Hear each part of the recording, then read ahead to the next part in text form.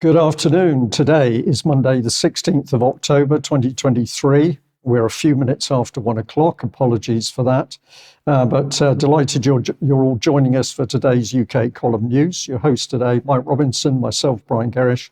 We're delighted to be joined by David Scott from north of the border and Mark Anderson from the United States. Now, we've got a very busy news. There is a lot of very emotive issues. So stay with us. Principally, we recognise the suffering of a great many people in the Middle East, and we're going to try and come into this in an even-handed way. David, you've got an initial report over hostages and Gaza.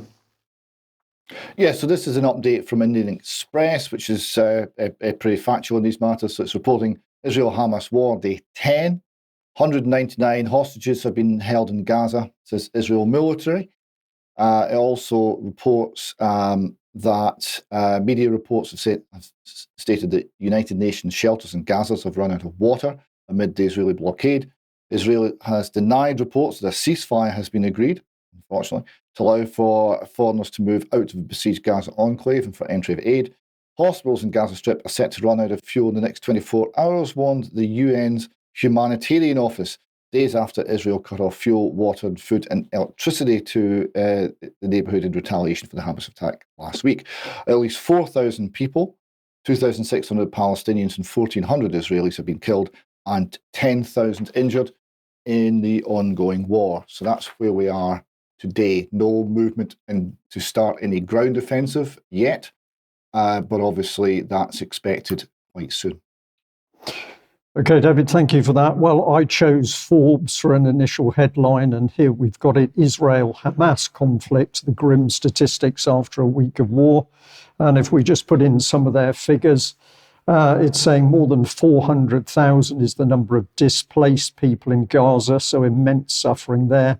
Nearly 12,000 for the number of wounded on both sides. Death toll, 3,500. Where they were saying Israel 1,300 and Gaza accounting for at least 2,215 and 800, the rough number of people who've left Gaza, which is obviously extremely small, and 150, the estimated number of hostages. So there is some difference between the figures, but the Gaza Health Ministry put out that figure of 2,750 Palestinians killed and 9,700 wounded in Israeli strikes on Gaza since October the 7th. And just to echo David's point, this was the BBC an hour or so ago. Israel and Hamas deny Gaza ceasefire. And I think we have to label that a very sad reality. Now, let's move into some more of the detail, and I'll pass back to you, David. Well, over the weekend, there's been a lot of demonstrations with a lot of people taking to the streets. So we see here Euronews reporting there have been marches both in favour of Israel and in favour of the Palestinians in many European cities. Generally speaking, the large crowds have been out in favour of the Palestinian cause. They report here that demonstrations passed off peacefully. London police has threatened anyone that was openly supporting Hamas would be arrested. Hamas obviously is a certified terrorist organisation in the UK. While a Frankfurt court cited security concerns in an order prohibiting a pro-Palestinian march. So generally, it's been peaceful, which is very good. There's been a few scuffles and a little bit of trouble, but not very much, which is all to the good. What's missing, of course, is the marching for peace, right? Because these are marches for a side in the conflict. They're marches for they're very partisan. Anyone who turns up with the wrong colour flag stands a chance of being roughed up. They're not marching to call for an end to conflict and for actual peace. So that's the sad reality. So what we're seeing is the split, the division reflected across the world, across Europe, not just in the Middle East. Okay, thank you for that. And I think we've got a video. Well, just wanted to mention, David, I mean, if we're looking at what was going on in London, I thought it was quite stark, the difference in numbers between those. I take your point about the partisan nature of the two demonstrations, but the Palestinian or the people coming out to say that the problem with the Palestinians had to end, that crowd was significantly bigger than the pro-Israeli rally, and the sort of numbers we were seeing there were similar to lockdown protest, actually. I mean, there was certainly into the hundreds of thousands, or over 100,000, I think, in London was the sort of figure I saw.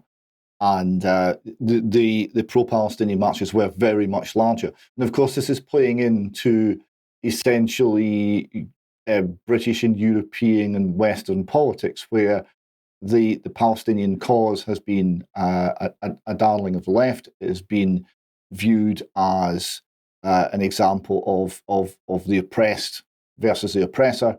And this has been playing in politics in the UK and across Europe and across America for many years. So this has untapped all of that pent-up political activism, and we're seeing that on the streets.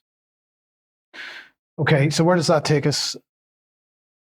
Well, it takes us to back to Israel, to what's actually happening on the ground.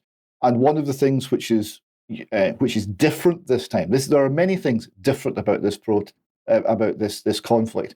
If you look at 1973, there was very little international involvement, almost none.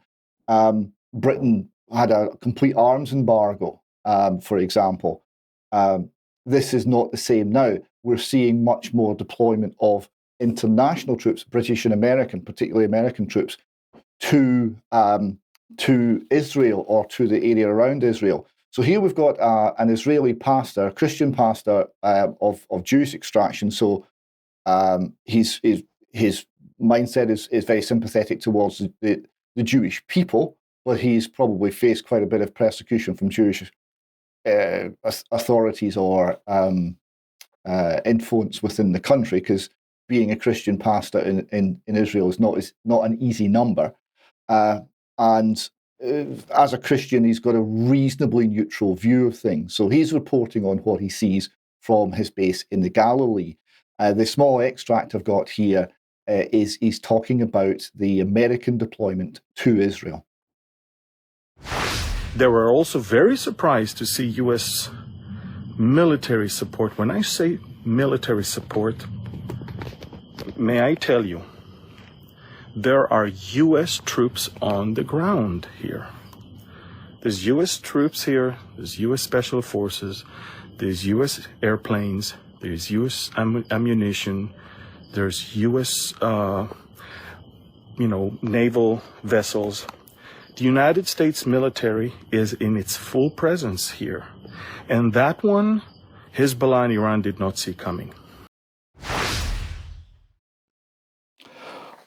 So just to back up that point, and this is the point that Mike was making on Friday as well, here we see a tweet from US Central Command detailing the 354th Fighter Squadron. The A-10 Thunderbolts have arrived in the region, and this is supporting other A-10s from the 75th Fighter Squadron who are already there.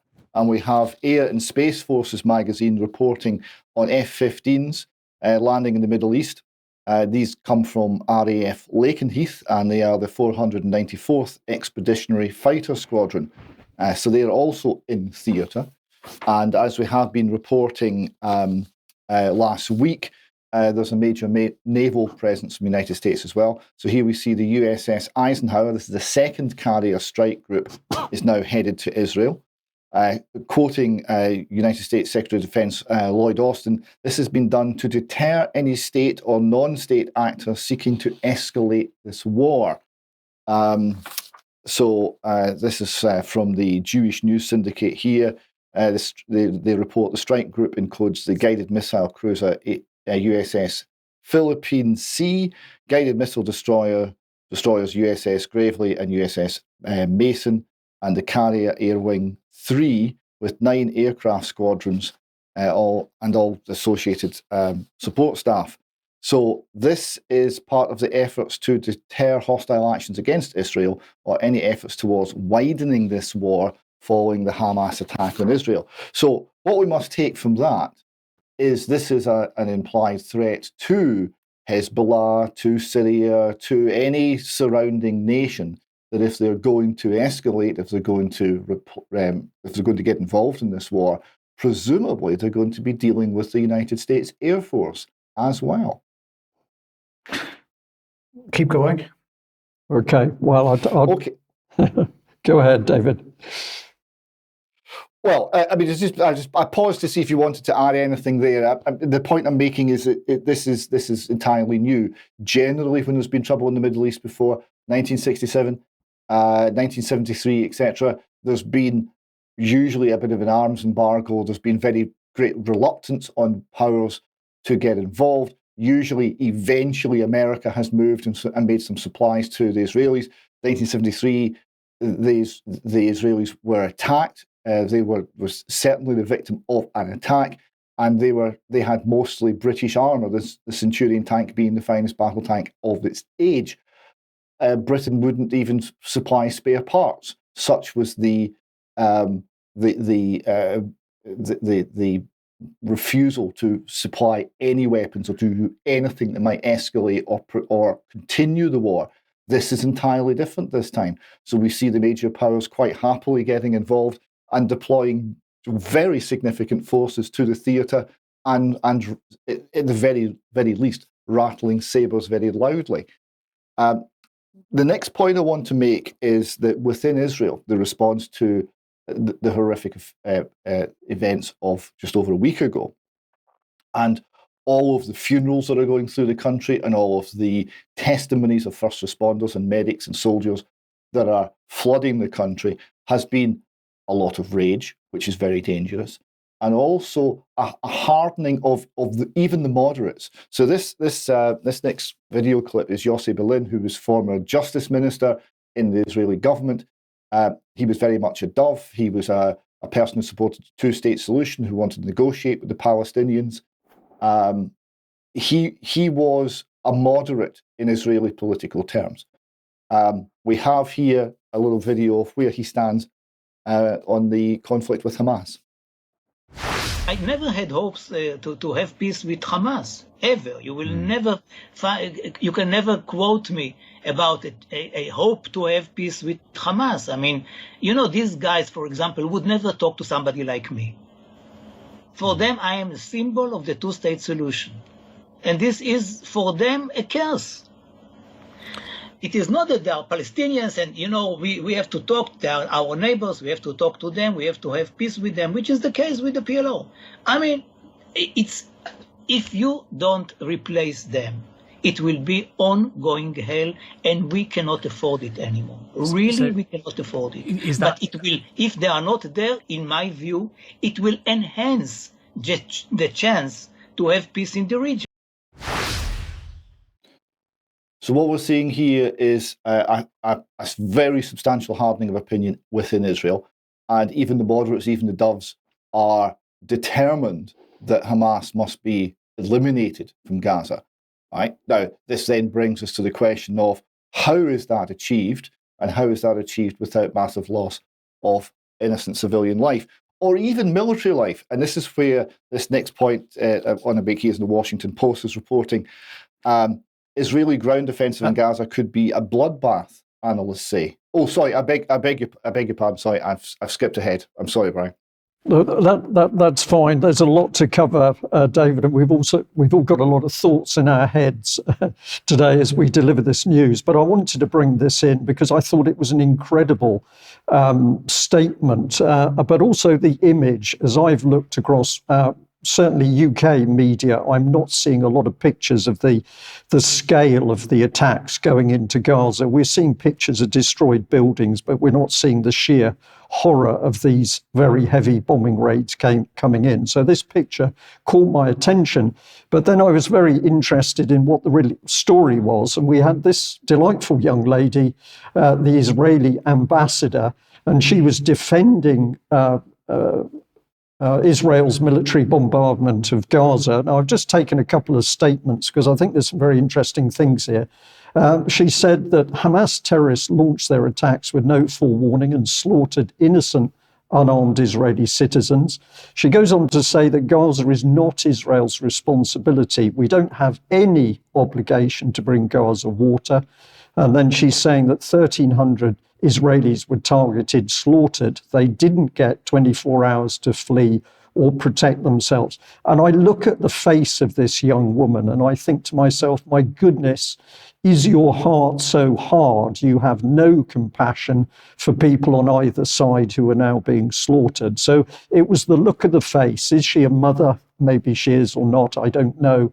But what a hard heart. And if I follow it up, then we get a lesson, because she said this: 600,000 Germans were killed in your attacks on Hamburg and Dresden. Why? Because you knew this was the only way you could defeat the Nazis. So now we're in this world where everybody is going to throw at each other the horrors that have taken place in previous wars. But we could have a long debate about whether it was correct to do what we actually did with Hamburg and Dresden. But here we see horrors committed by the British on the German civilian population are now dragged up to help justify brutality in Gaza. And I found this whole article particularly sad and really quite unpleasant. Okay, it's back to you, David, here, because you've got some comments, I think, on risks. Yeah, so this is, sorry, I started this too early. This takes us to, there is a decision within Israeli society, which you saw there with the ambassador as well, that something has to be done in Gaza, and there's not going to be too much worry about the collateral damage.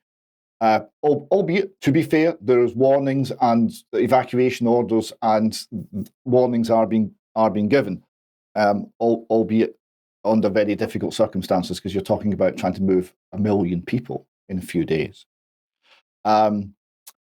So the plan, we assume, is some sort of ground attack into Gaza. Now, what the Washington Post is alerting us to here is that is by no means going to be an easy process. So they're talking about it could be a bloodbath.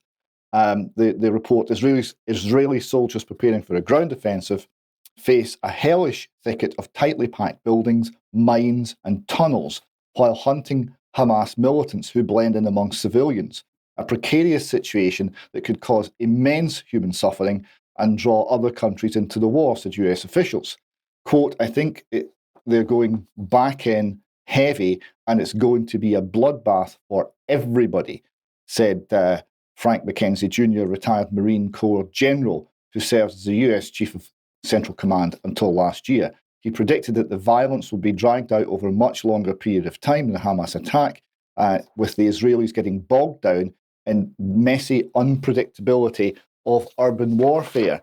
And this is a point that is being, I think, missed in the desire for revenge, that revenge does not come without huge cost to both sides. This is the sort of prospect that's ahead, and I don't think that American general's wrong to talk about weeks or months, a much longer process, and the potential for a bloodbath is absolutely there.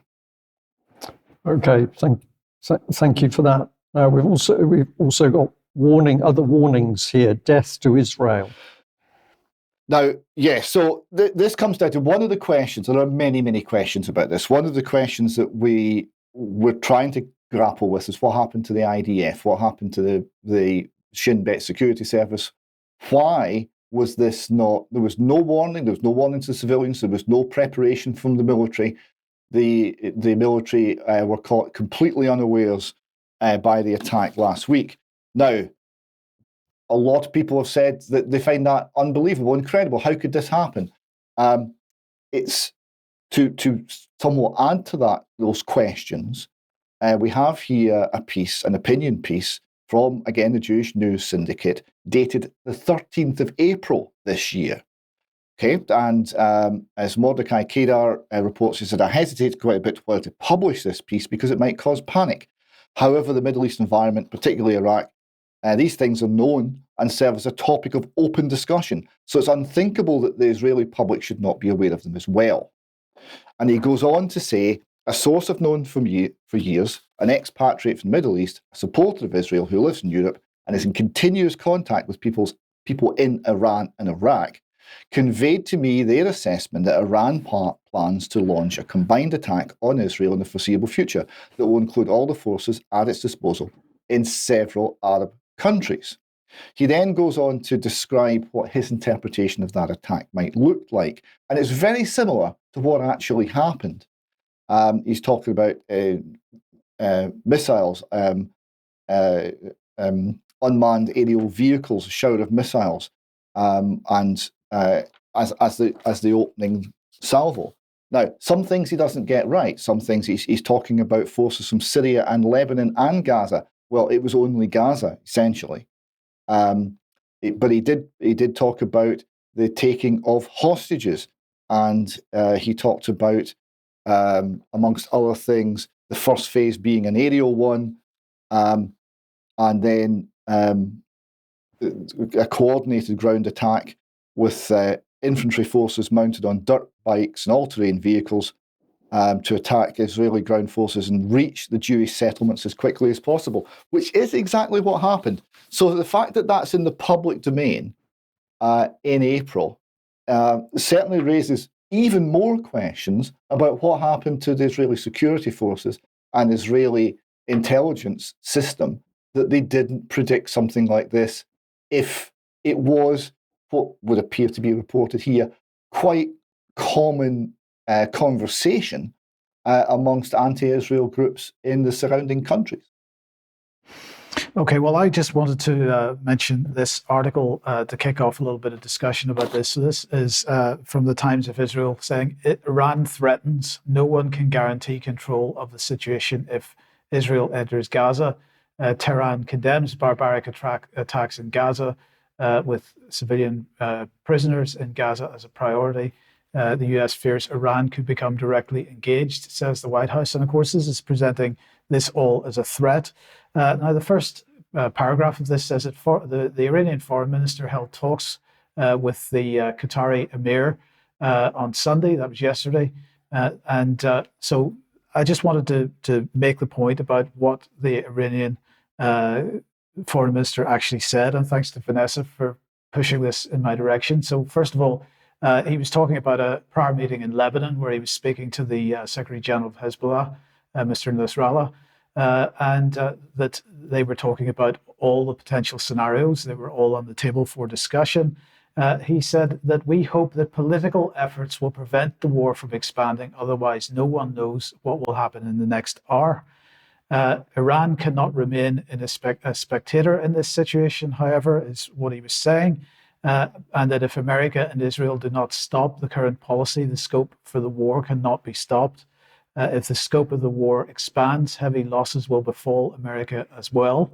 And he said that the continued aggression and the absence of a political solution add fuel to the fire, and things may get out of control. So I'm afraid I can't even come close to agreeing with the Times of Israel that this was threats from Iran at all. This was a rational look at what the potentialities are, it seems to me, and really several calls there for there to be a political solution to this. Absolutely.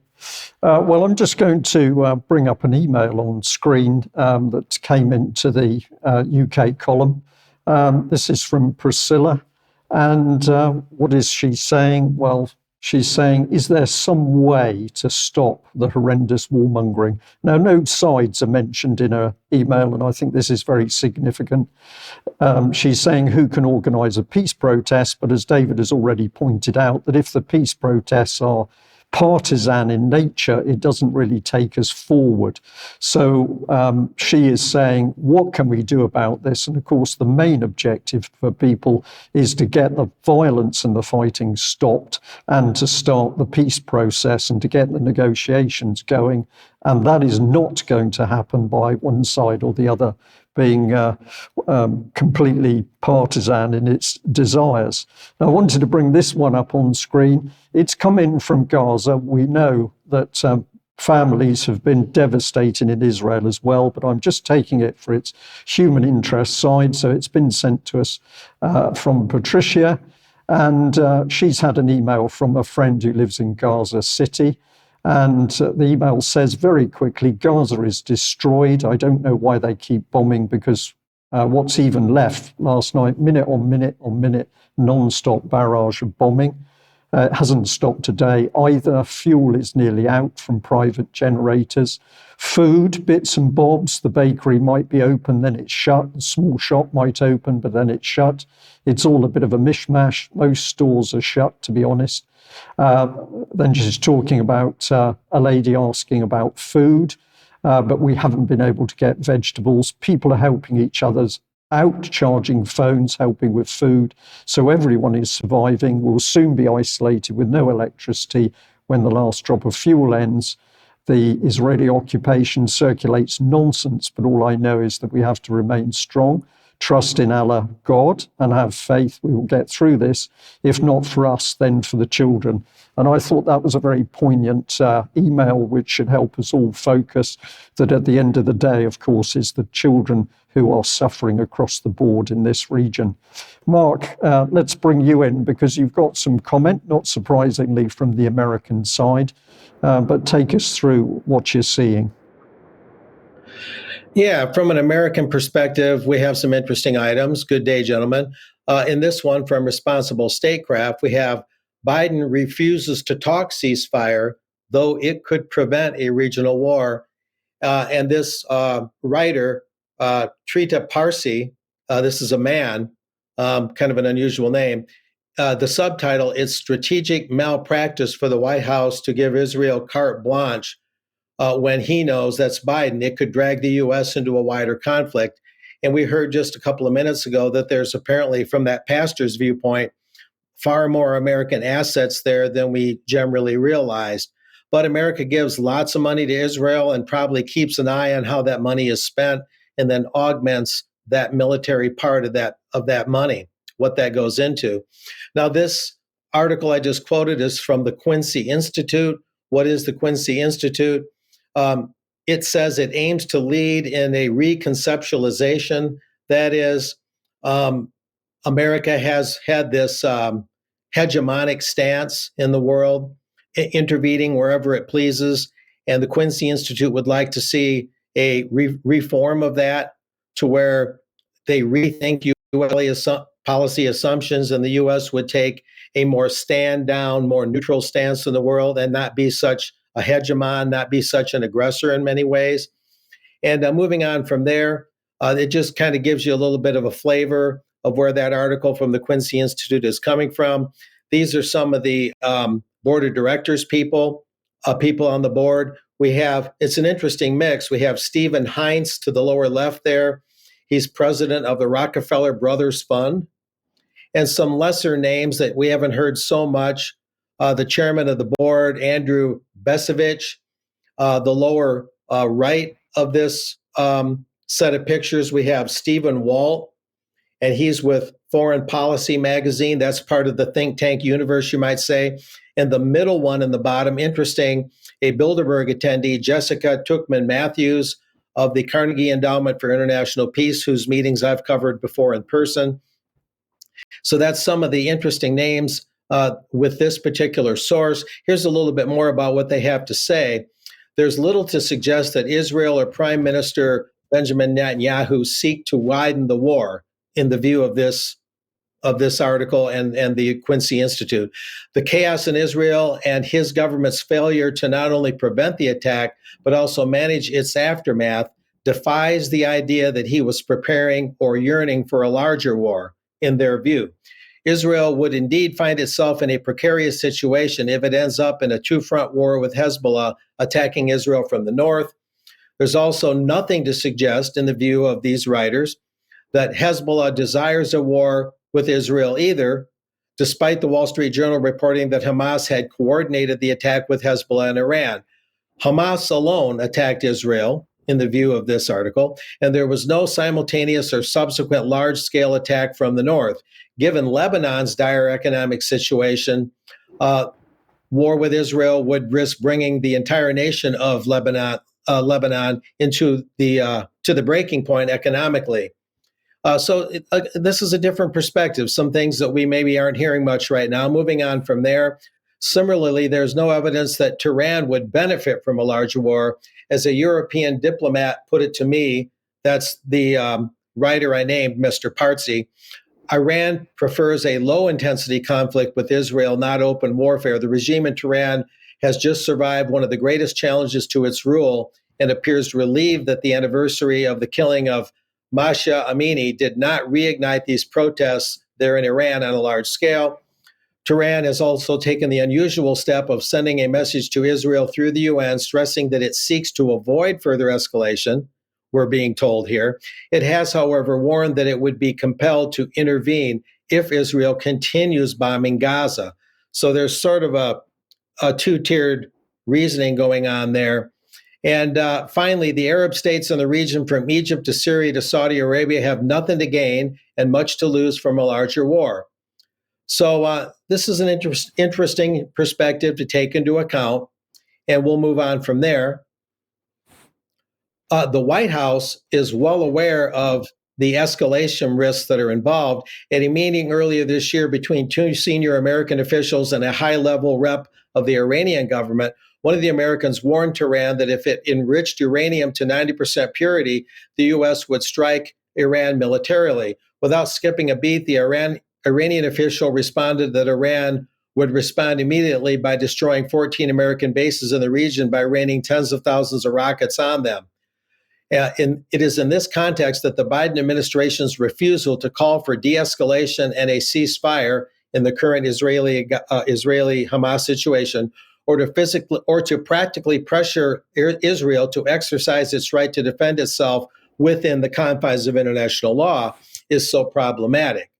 It is not just the moral bankruptcy of the Biden White House to stand in the way of efforts to end the crisis. It is not the blatant disregard for human life shown by the White House when its spokespersons blast Democratic lawmakers advocating for a ceasefire and calls them repugnant.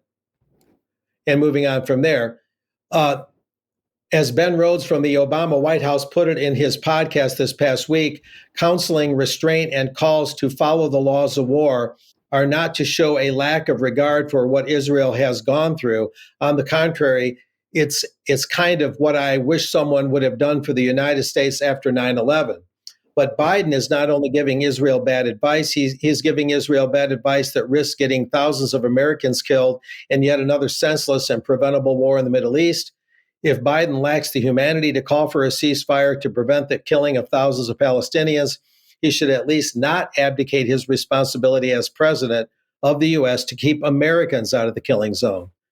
So this gives you a little bit of a flavor for what that think tank, the Quincy Institute, has to say.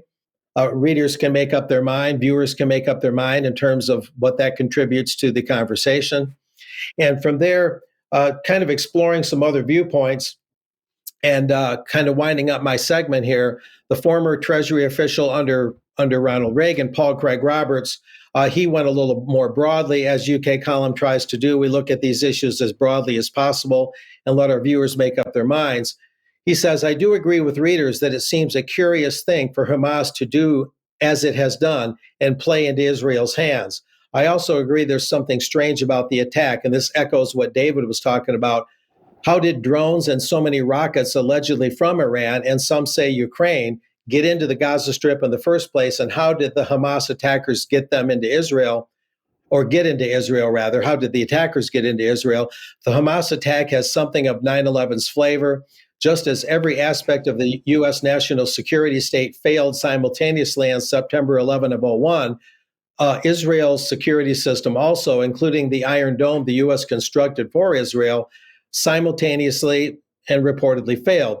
Mysteriously, the Hamas fighters entered Israel on the ground and through the air and on the sea without being detected. Mysteriously, large quantities of weapons entered Palestine through Israel without being detected. This is much too convenient of a failure to be believable, in Paul Craig Roberts' opinion. It'll be interesting to see if anyone in Israel is held accountable for the total security failure that we've all heard about. So I think I'll leave it at that point there, gentlemen. But this raises some broader perspectives on this that our viewers can take into account. Okay, thank you very much for that, Mark. And we're just going to come back to you, David, briefly. How to respond to Israel and Gaza. You've just got a few thoughts here. Yeah, so a few thoughts from a few thinkers. So here we have an article from the Wee Flea, who is a Free Church of Scotland minister currently based in Australia, but formerly from Dundee. So I've just taken basically the summary points here from a longer article. So he says, how to respond to Israel-Gaza. So he's got some advice. 1, never excuse or add a but to the atrocities of Hamas. I would suggest the following word should be and, not but. So don't glorify the violence or spread the horror. Don't forget the suffering of the people in Gaza. And he also says, don't use the doctrine of equivalence. This is what so many have done, including the English Premier League. They argue that what's happened to the Jews is horrible, but now look at what's happening to the Palestinians, that violence begets violence, and somehow the two sides are essentially the same. I would also add to this, related to this is the idea of a proportionate response, which is an appalling idea that is presumably murder for murder, rape for rape, right? None of these ideas are sound. He goes on, remember the hatred towards the Jews and why Israel exists as a country. We might discuss that more next time. And he concludes, pray and weep. So that's the point of view from Protestant Christian pastor from Scotland, currently in Australia. I think an even more essential view actually has come from my dear friend Gillard Atzman. So I have his thoughts here. He says, it's important for me to clarify my position, although I don't think there are many in Israel who are willing or ready to listen. I do understand the Israeli frustration, the fear, the anger, the revengeful feelings, but this is exactly the point to break away from violence, not to answer aggression with more aggression, not to poke 1,000 eyes for an eye. It was Jesus Christ who understood that breaking the cycle of violence involves turning the other cheek, not being the last one to hit, but accepting being the last one to get hit. I call upon Israelis and Zionists in particular, those who were dreaming as I dreamed in my youth, to become a people like all other people. This is probably the last opportunity to do so. Now more than ever, you must fight your desire to destroy the region in the name of your survival. Now is the time to throw flowers on Gaza, Beirut and Damascus, beat your swords into plowshares. I guess that Israelis who can understand what I'm saying here have long ago left Israel. But as Golda Meir once said about the Palestinians, I also don't miss an opportunity to miss an opportunity. I speak my heart. So I think that's very good. And I sadly think he's probably right. There will be few listening. But would that they did. I'm just going to say, David, I take the point that of everything you've just said there, but my issue with both those pieces is actually there's no recognition there, and I'm not taking sides here when I say this, but there is no recognition in either of those statements about the regime that Palestinians have been living under for decades. And so, we just got to keep in mind that when we are looking for peace, if we're using words like they have been using, there needs to be a recognition of the Palestinian plight as well, I think. But that's just a personal comment. Okay. I would certainly say from Gillard's point of view, he absolutely does recognise that plight. Okay. Yeah.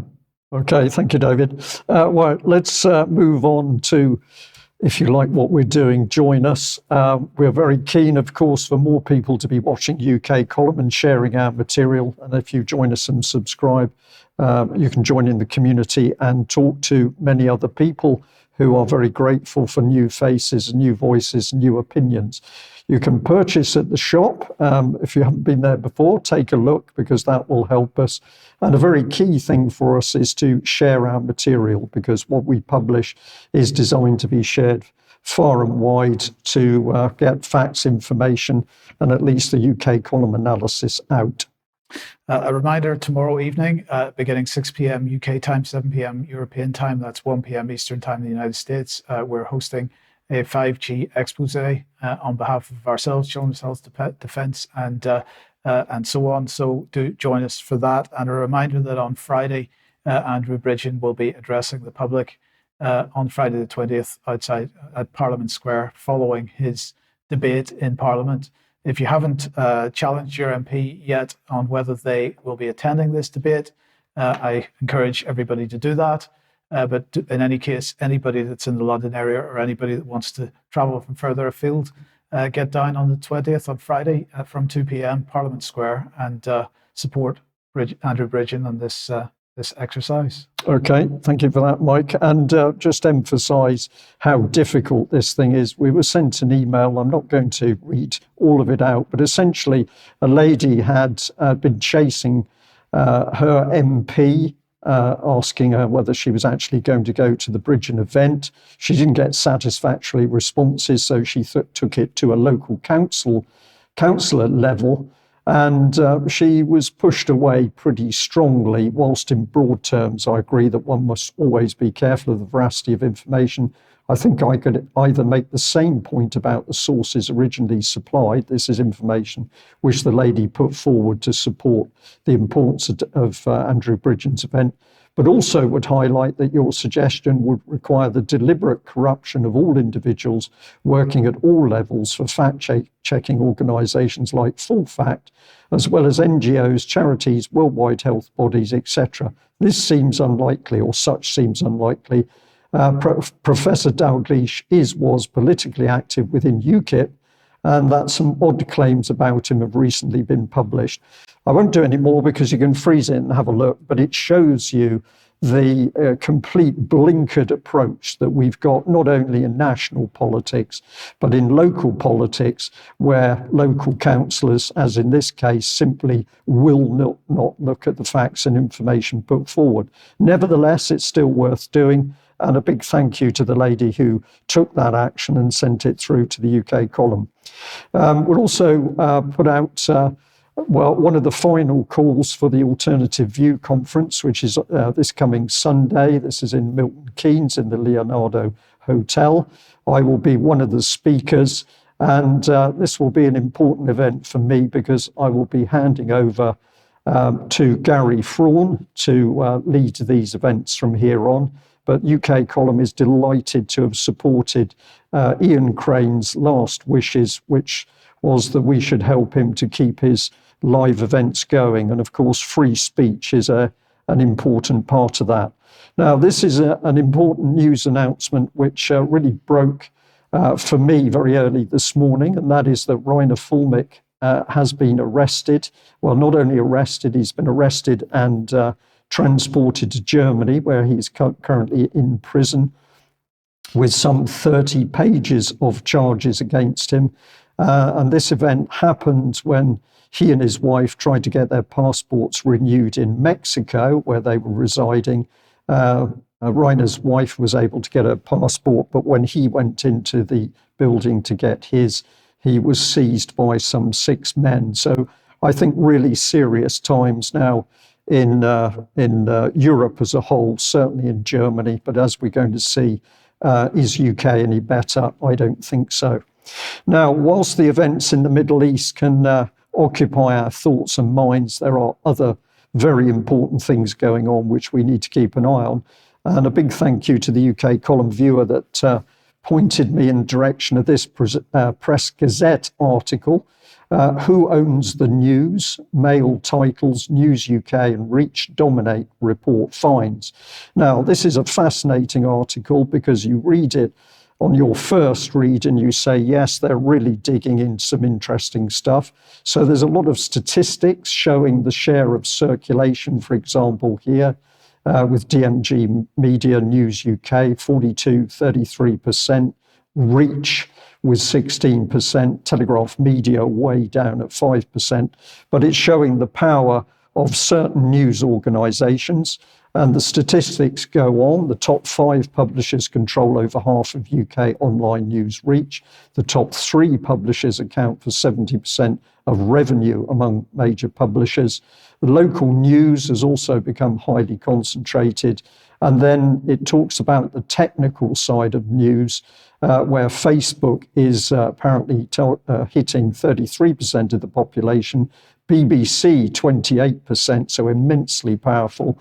YouTube, Google, Twitter, Instagram, WhatsApp following before you get down to the likes of the Daily Mail at about 11%. So do have a look at these statistics. But I went deeper because I always like to know who's warning us. And the warning really came from this organisation, the Media Reform Coalition, briefly mentioned in the original article, but no real comment on what it is. So when you go to Media Reform Coalition's website, our media is broken, be part of the movement to fix it, leading the fight for a media fit for the 21st century. Well, who is actually saying this and making these claims? So I decided to have a little look into it. And of course, we're getting an oversight pretty quickly here because we got Mr. Leveson from the Leveson inquiry. But here's some of the history throughout our campaigning during the Leveson inquiry. We argued that we couldn't just rely on better press regulation to improve standards of newspapers. We have also had to challenge the disproportionate power these corporations held because this is their site, it's not my text, so I'm having to interpret it a little bit here because they control so much of our news media. And so we're getting an inkling here, we're bringing a bit more, but now we can see that Media Reform worked with the National Union of Journalists and Hacked Off to hold fringe meetings and dinners. So this is a lobbying group, and should we trust it? Well, we can put this up on the screen, but it says that MRC is largely run on a voluntary basis, but we're grateful for funding to pursue specific research projects, disseminate research findings, etc., promote our core values.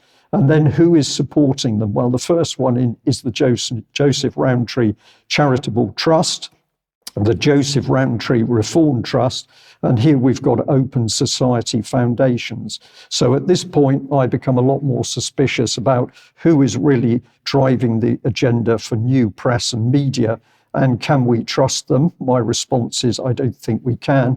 Surprisingly, when I went to look at the page Who We Are, up came the message, sorry, this page does not exist or has been removed for legal reasons. So there's obviously some dark secrets behind this organisation, and we'll stay on the case, but it's clear that not only is media, legacy media and press in UK broken, but we've now got these powerful think tanks paid by some pretty wealthy trust funds who are going to tell us what sort of media we should have. And in my opinion, that will be with more government control. David, I'll pass over to you because whether the media is bad or not, the media is reporting on trouble inside the SNP. Trouble inside the SNP, which really exposes quite a lot of what the SNP is. So this is the story of Dr. Lisa Cameron. She is MP for the area around East Kilbride, Straven, that sort of part of Lanarkshire. She has quit and she has joined the Conservatives. She said, I do not feel able to continue in what I have experienced as a toxic and bullying SNP Westminster group, which resulted in my requiring counselling for a period of 12 months and caused significant deterioration in my health and well-being. She says, I will never regret my actions in standing up for a victim of abuse at the hands of an SNP MP last year, but I have no faith in Remain, the party whose leadership supported the perpetrators' interests over the victims and have shown little or no interest in acknowledging or addressing the impact. So this is Patrick Grady MP, who admitted having unwanted, uninvited sexual advances on a teenage party worker. The teenage party worker complained about this, and ultimately Mr. Grady was suspended for a period, but nothing else happened to him, and the teenage worker rather got left to deal with all of the attacks that he was getting from party supporters and all the rest of it, and was left in a pretty unenviable position. So she concludes, being the SNP has been bad for my health. I want to thank everyone who's reached out to me and wishes to see politics where victim blaming and abuse is never tolerated. So how has this gone down? Well, not well. How dare she, reports one newspaper here, quoting Hamza saying she probably never believed in independence. Right, that's the ultimate slur in SNP land. We're considering legislation to make it illegal to do what she's done. Legislation to stop MPs defecting is worth pursuing, says legal expert. However, human rights law may prove a barrier. You don't say. And when she made this announcement, it didn't get much better. She had to warn her 5 staff to avoid coming into work at her constituency office for fear of being subject to abuse and assault. Now, when she's delved into this a little bit more deeply, she said, it's almost like with the SNP, you sort of get indoctrinated a bit. I feel in an unhealthy way, and your identity gets merged with the doctrine. It's like, here's what you think about things. There's not so much, in my experience, individual choice and decision-making or contribution. It becomes like a learned helplessness in a way. It took a long time for me to rebuild my confidence to even speak about these things. It does feel quite cult-like in that sense. So she absolutely understands what she's been dealing with, what she's been part of now. She was attacked by other members of the SNP, including Mary McCallum, who didn't believe, found it very difficult to believe there was anything really up with her mental health. That was touching. Now, Mark might be interested as to what is actually at the root of this, because it's not simply standing up for one victim of sexual assault by an MP. There's something much, much bigger at the root of it. The reason that they've been going after Lisa Cameron for years is because Lisa Cameron is a Christian and Lisa Cameron opposes abortion. That's what actually broke her relationship with the party and started the attacks. We've got the Belfast newsletter here reporting SNP MP Lisa Cameron fears deselection after voting against Northern Ireland abortion reform. That's what kicked it off. Later, the National here reports Lisa Cameron says English abortion vote was a matter of conscience. She's been criticised by campaigners for voting against a bill that would have banned protests outside English abortion clinics. So it's actually all about the case of abortion. It's actually all about she's Christian and Christianity is not welcome in the SNP. It's not welcome in any left-wing woke party. And it's being hounded out of society. And those who stand up for these ideas like life, will be attacked and abused in the way that Lisa Cameron has had to endure. Okay, well, sticking with politics, but moving across the United States, we'll talk a bit more about this in Extra, but just to let everybody know that the Kennedy campaign, on the 13th, announced this. Today, the Kennedy campaign announced a new campaign manager, Amaryllis Kennedy.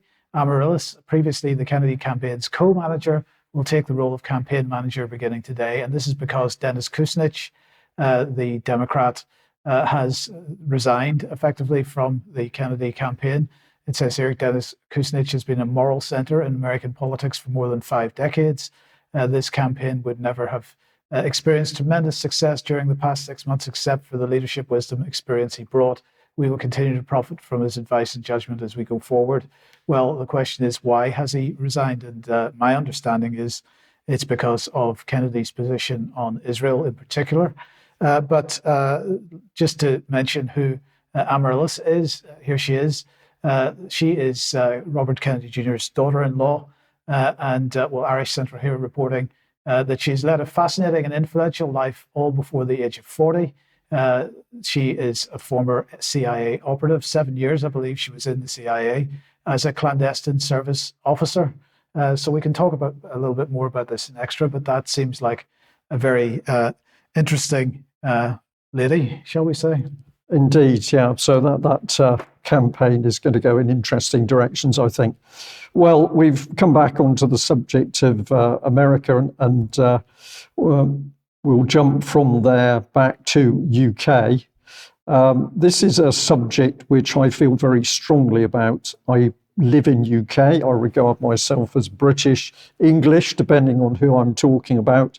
But I have been more and more concerned with the fact that our politicians are pushing policies which I believe don't benefit UK in the first instance. So we've got here this Express headline, which I saw over the weekend. Britain is with you, not just today, but always. Sunak's unwavering support for Israel. As Corbyn joins thousands of Brits marching in support of Palestinians just a week after Hamas butchered Jews, Sunak gives a clear message. Now, I'll just add the words in, always unwavering support. And I have a question. Does this mean whatever Israel does, Israel can do whatever it likes, and Sunak's report is unwavering? This seems to be what he's indicating, and I take issue with this. He said, no words can begin to describe the horror and barbarism unleashed in Israel a week ago. British citizens were among the victims, and as we continue to learn more, I know there are families here and in Israel in deep pain and torment. My thoughts and my heart go out to everyone suffering in the wake of these attacks. I know that the days and weeks ahead will continue to be very difficult. To the people of Israel, I say, Britain is with you. What took place was an act of pure evil, and Israel has every right to defend itself. We will do everything we can to support Israel in restoring the security it deserves. To our Jewish community in the UK, I know you are hurting and reeling from these vile terrorist acts. We will do everything we can possibly do to protect Jewish people in our country. And if anything is standing in the way of keeping the Jewish community safe, we will fix it. And that isn't the end of it. He's unequivocal. We stand with Israel, not just today, not just tomorrow, but always. And I stand with you, the British Jewish community, not just today, not just tomorrow, but always. So this is immensely powerful. And my question is, to whom does his loyalty lie? The question of, the country of which he's Prime Minister, the UK, or to Israel. And if it's both of them, then clearly that is unlikely to work. And does UK count anymore? Now, it isn't just Mr. Sunak, because we've got Keir Starmer quoted in the same article. I've met with members, of the British Jewish community and told them that we stand with Israel and with them at this time. There must be zero tolerance of any increase in anti-Semitism or Islamophobia. Hamas has no interest in peace, no interest in protecting the Palestinians. Now, he's spread his message a little bit, but remember, this man is under the control of Tony Blair, in my opinion at least, and we've already demonstrated Tony Blair's part in Labour Friends of Israel. So again, we're not sure who this man is working for. Is it the people in UK, or is it for... Well, I think we do know the answer to that. Well, it's Davos, isn't it? The World Economic Forum. He's already said this, but I make the point. Yes. And I'm just going to add this one in. And again, a big thank you to a viewer who alerted me to this. This is the Institute of Government pointing out that a lot of MPs are standing down at the next general election. 48 Conservative, 14 Labour, 8 Scottish National Party and 3 Independents. Now, I must say that some of them are being forced to resign because of boundary changes, but nevertheless, we seem to be seeing MPs fleeing a sinking ship. And I think this must say something about how they see the regime in Westminster. Perhaps, David, some of these MPs now see Westminster as another cult itself, but we can have further discussion on that. Now, let's end by coming back to Mark, and I think you've got a piece on birth rates. Yeah, a minute ago, David talked about the Christian influence in government being basically blocked.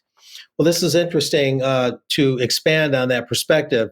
Birth rates have dropped around the world, according to ZMEScience.com here, 12 October, in the past 2 centuries. This started in France earlier than in other places, and researchers now know why.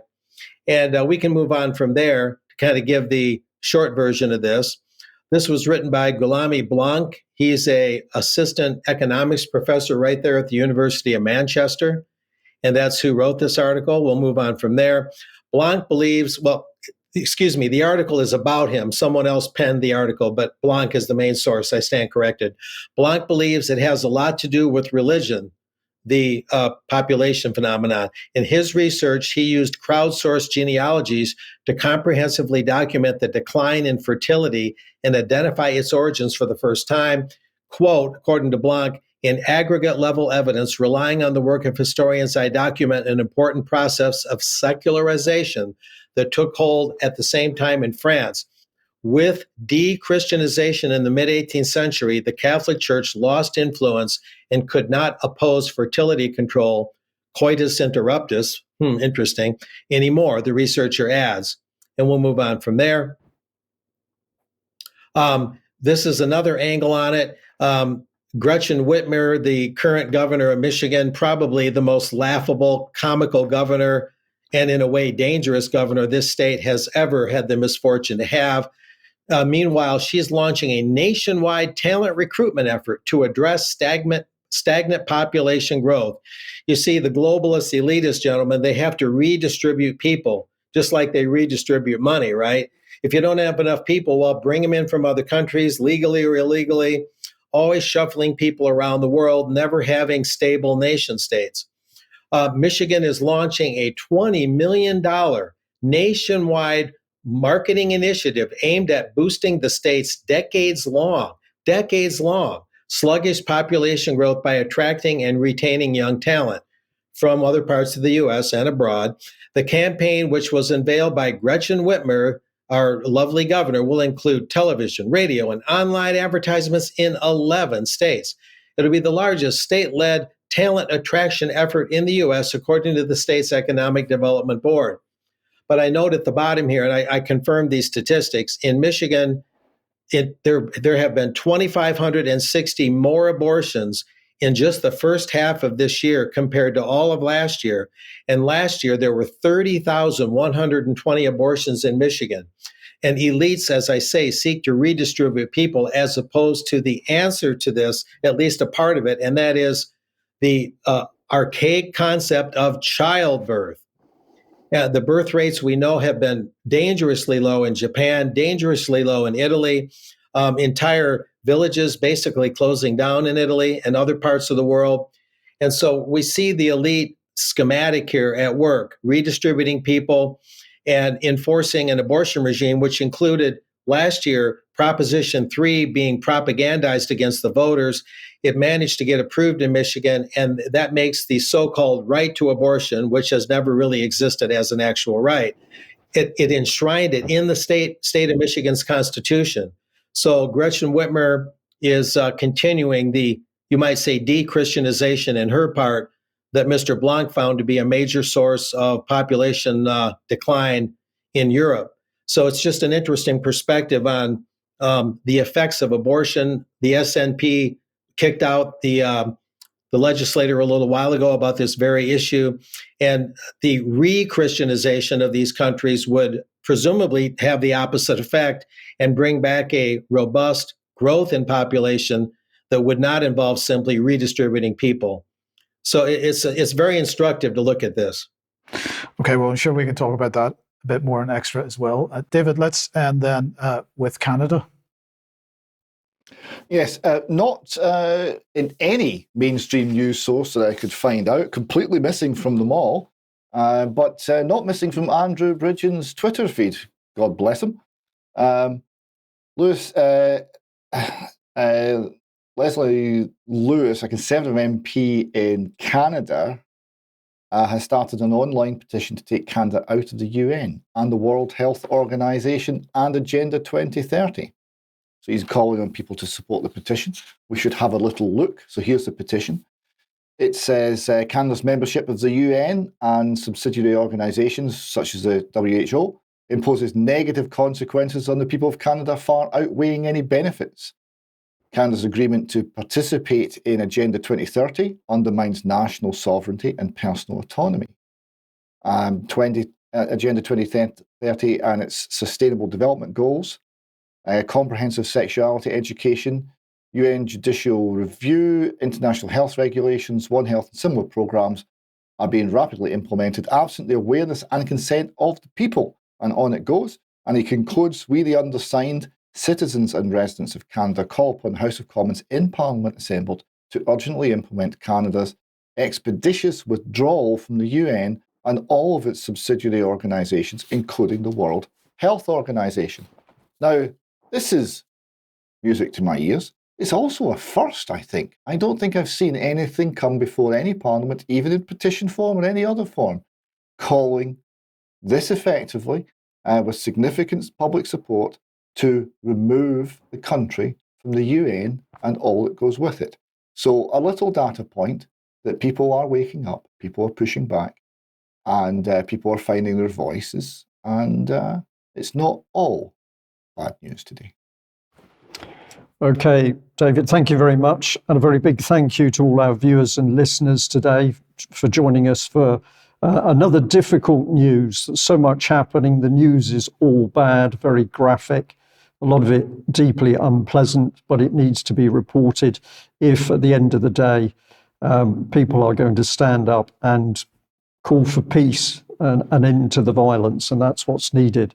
So wherever you are in the world, thank you very much for watching UK Column. Share the information, and if you're part of our subscriber group, join us in a few minutes for Extra, where we are going to be discussing more on the Middle East. We've got some very interesting little video clips where people are making comment, and we've got other material besides. So if you're able to do that, join us in a few minutes for UK Column Extra. See you then. Bye-bye.